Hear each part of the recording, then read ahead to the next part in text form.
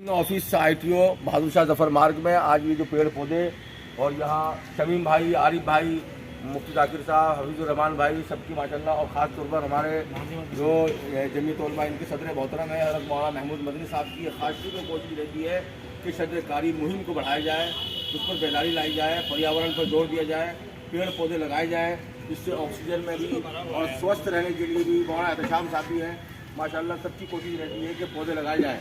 इसलिए हम ये मैसेज देना चाहते हैं कि मस्जिद हो, मंदिर हो, मदरसा हो, कहीं कोई अपना घर मकान हो, कहीं भी हो, गमले लगाए जाएँ, पर पेड़ पौधे लगाए जाएँ ताकि वहाँ की हवा जो है शुद्ध हवा बने।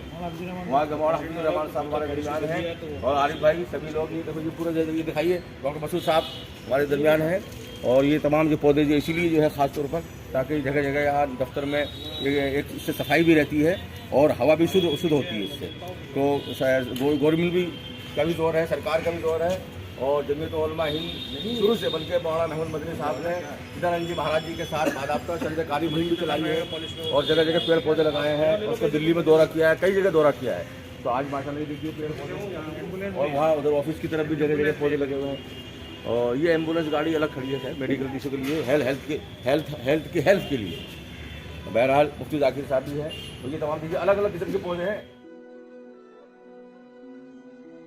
ये देखिए किस तरह के, ये बताइए गेंदे के फूल हैं।